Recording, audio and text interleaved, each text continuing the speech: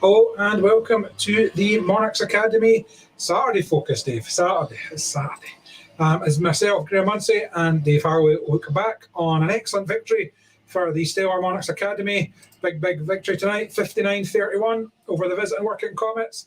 A result that not only means 2 league points, but 3, as that meant the Monarchs took the aggregate bonus point by, quick bit of maths in my head, by 12 points overall, as it was a 16-point victory for Workington. Dave? 96-84 as the caption says. There you go. I didn't even see that. You're ahead of the game. Dave, though, a dominant powerhouse performance by the Monarchs Academy. 14 heat wins, 4 last, maybe 5 last in total. Heat advantages all the way through. Unbeaten maximums for Max Clegg, Jacob Hook, Adam Roynan only drops a point. Dayle Wood paid for 14, Mickey Simpson paid for 7. I could roll on with a few more superlatives, but a real pleasing performance by the Monarchs Academy tonight. Yeah, if Scott Wilson was to sit down at 6:30 tonight and write down what he wanted to happen, he would never have written this as good as that. So a tremendous performance from the boys from start to finish. They're just clinical out the gate. All 17. Mark didn't score, but he still looked solid enough. And it's, for me, like some Mickey Simpson improvement and Dayle Wood with 3 or 4 wins or paid wins there on his score. It's fantastic. And then, as you say, up top, Max and Jacob looking unbeatable tonight, and backed up by Adam, and a tremendous win. Yep, tremendous win. We'll hear from home number 1 and maximum man Max Clegg. Race of the night, there was a few choices tonight, Dave. I think we both agreed that Heat 12, a fantastic three-way tussle between Dayle Wood and Luke Harrison and Jacob Hook. Harrison and Wood, I lost count how many times they passed each other. We could have had Heat 10 as a choice. Yeah. Heat 2 was another interesting heat, so plenty to choose from there, but we went with Heat 12. So we'll see that shortly as well. And Dave, we've probably touched on it there. We had Scott Wilson on the preview show on Thursday night, and he said now it's just about building up momentum, getting wins on the board, starting to get some of these bonus points, and then we'll see where it takes the academy come season's end. And Workington, a strong-looking team on paper, maybe a little bit undermanned, missing Luke Krang and a couple of things maybe went against them, or a few riders that would have looked for better, but you can only beat what's in front of you, and straight from the off. We saw it, I think it took until, was it Heat 10? Heat 11 was it, before Workington managed a heat win. So right from the off, the Monarchs Academy hit Workington hard, 1, 2, 3, 5, 6 heat advantages in the first 8 or 9 races, and the meeting was over by that point. It was just about the bonus point. Yeah, we were kind of talking on Thursday night, and the bonus point wasn't even the equation. It was all about winning the match and getting back to winning ways. We came close at Malden Hall last Sunday, but tonight you were back to what we saw at the start of the season, looking really good. We've gone through the scorers are coming round the screen just now. You see high scores for everyone there, apart from Mark, who we talked about, because Mark's here for the experience, and it's great to be able to blood someone with experience. And he's obviously taken experience, because there was a Northern Junior League match after, which anyone would have watched on the stream would have seen, and Mark ran out and won all 3 his heats, changing lines, moving out, and I think actually his last heat was 0.8 a second quicker on his first as he moved out. And you can see that confidence as he's hitting the dirt. So he'll have taken a learning from tonight as well. So all 6 Monarchs Academy riders should be happy. Yeah, and even Kieran Lydon's on the chat saying, "Come on, the boys." Well, he's on a wee bit of dig at you there, Graham. So where's your Edinburgh top? It's in the wash. It's in the wash, Kieran. But Kieran, we're missing you tonight, mate. But the boys done well enough without you. I'm sure you were pleased to see. Hopefully, you're watching the stream as well. But what more can we say? Who have we not spoken about? Mickey and Dayle touched on. I think we probably maybe go a bit more in depth on Dayle. I think Jacob, Adam, Max, they were doing tonight what they probably expect to do. You never expect a full Max. 17-1 for Jacob and 15 was it, or was it 14-1? 14-1 for Max. But Dayle Wood, we know he had that injury on Wednesday down at Oxford, a nasty one with a chain wrapped around, ripped his Kevlar, gouged his leg.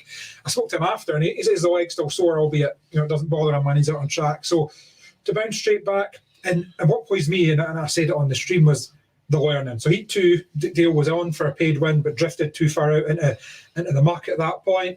Dropped to third and ended up having to battle back to get the third. But after that, you saw it. He brought his line in, and then as the night went on and the dirt did move out, that's when he moved out. And that learning on the hoof, not just, what was it Einstein says, you're doing the same thing over and over again, expecting different results, as the definition of insanity. There was none of that from Dayle tonight. He learned in every race, and some of his races, you could put a highlights package together, just him and Luke Harrison. No, it was fantastic. I mean, we'll not talked about Workington yet, but Luke was worth more on his points. But so for me, Dayle, the improvement, how solid he is. Some of those positions in previous meetings he would have come off, but instead he's actually not just staying on, but he's turning back, getting back into positions, and he lost out narrowly to look in Heat 10, but Heat 12 will maybe not spoil it, but no prizes for guessing what happened there. And Dayle, fantastic effort. I don't know if there was a monarch of the match vote tonight, and as hard as it is when you've got two guys getting full maximums, Dayle would have got my vote, but one man at the top end that was untroubled all night. Absolutely immaculate. 14+1 was number 1 Max Clegg, and I caught up with him after the match. So Max, maximum for yourself and a big win, including the bonus point for the Monarchs Academy. Couldn't ask for any more. No, that's what we needed.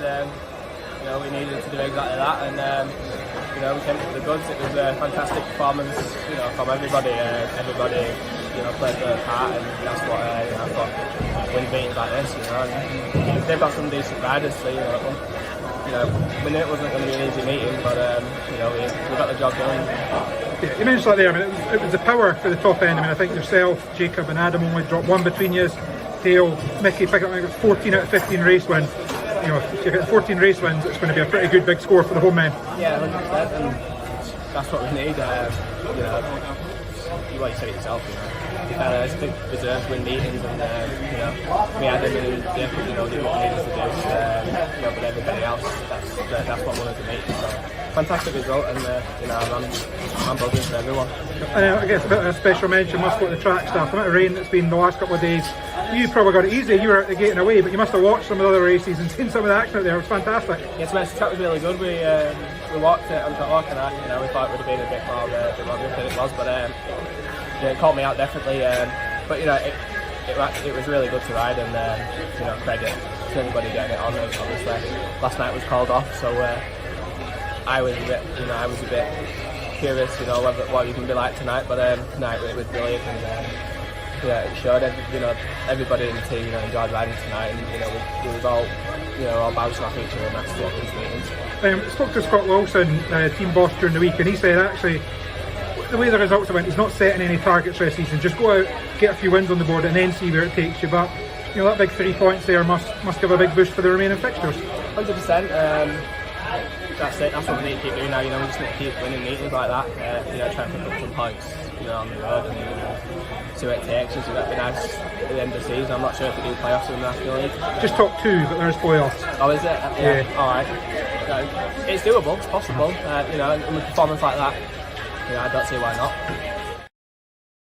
Yep, Max Clegg there. He can be very happy with his night's work. Definitely. 14+1. Leading the Monarchs Academy to that big victory. If we flip over to the Workington side, Dave, it was a tough night for Workington. We comp went, as he always does, battled hard, and we were delighted to see him get up a heavy off in Heat 15. And not anyone's night. I spoke to Lee very briefly after, just to check he was okay. I was going to do an interview, but he was walking about basically in his underwear, so I didn't think it was. Although we are going out after 9 o'clock, so we might have been okay. But spoke to Lee briefly, and he was winded and a bit sore, and I think he'll be sore in the morning, but not the worst for wear. Not any worse than any other speedway riders probably carrying it all the time. At this stage of the season, definitely. Yeah. But beyond that, it was the heat win. We've touched on Luke Harrison, who was worth the admission money alone, battling hard. But beyond that, just no backup. I think, if you're a Comets fan, you're probably a wee bit upset at some of the scores. Young guys improving, but Ace Piper's your number 5. You need more than 2 points from Ace. And then just a lot of rides required from the reserves. And then they battled hard. They tried not to get no whack effort whatsoever. But, Elliot Kelly coming back to his former track, he'd have been looking for more than 1+1. And then, Harry McGurk paid 7, so you can't ask for much more from a 3-point reserve. But it was the heat wins, wasn't it? We touched on it earlier. With 14 heat wins to 1 tells its own story. And realistically, apart from a strong move by Lee Compline to get himself that win in Heat 11, it never really looked like winning any other races. Maybe apart from one we'll see in a couple of minutes. Yeah, no, I mean, as we spoke already, the Monarchs Academy were really good out the gate. Didn't really give them much of a chance at all. And as you said, they tried hard.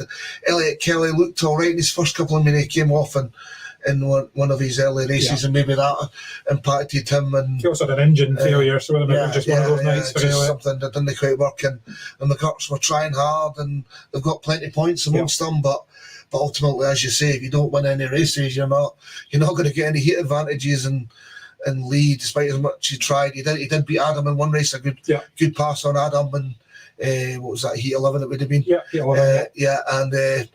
And Luke Harrison was excellent, worth more points than he got, and certainly gave us lots of excitement and made a meeting where the scoreline, well, the scoreline, it did get exciting for Agony to get bonus point there, but can't be comfortable with that in the end as well. But as we said on the stream, it's just fantastic to have Workington Speedway back in right now. It's a fantastic setup they've got there.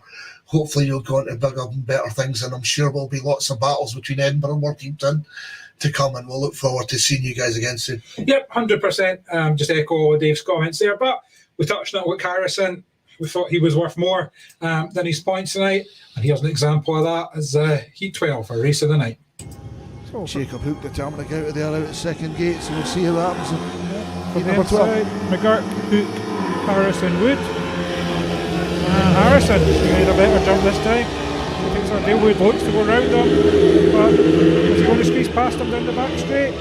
Not quite. Harrison uses the inside line there as Dayle looks to cut back. Jacob switched to the outside as well, though. He's looking. Oh, and meeting the sandwich, is it? Oh, Hook's come inside him. It's Wood cutting inside. Harrison's going to cut back, but Dayle Wood's held on.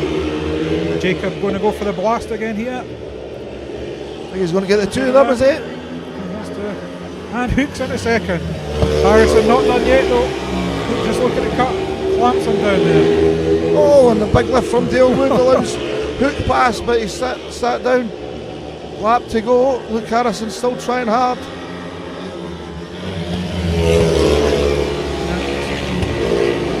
They come off the second bend for the last time. It's Hook, Wood, Harrison's looking for another inside pass here, but Wood just holds the line. And it's an eventful race, but it's a 5-1 to the home man. Wow, fantastic race there. Luke Harrison will be wondering how on earth he's ended up. Yeah, heat number 12, they're a race that I actually maybe don't think the video quite does justice. Probably the first two laps you could have almost won a blanket over the front three. Yeah. Fantastic effort by Jacob, Dayle, and by Luke Harrison. That was the kind of night it was for the Monarchs Academy. Some great racing, some big scores. That was the only time all night a Workington rider made it to the first bend first, and they got swallowed up by a good effort from Luke. But brilliant for the boys. Yep, that was it. As I say, a 59-31 victory for the Monarchs Academy. That means all 3 points as they take the bonus point by 12 on aggregate. Also, no racing at Armadale next Friday, Dave. The Monarchs Academy are in action down at Bellevue for anyone that fancies a wee trip down the M6 to Manchester.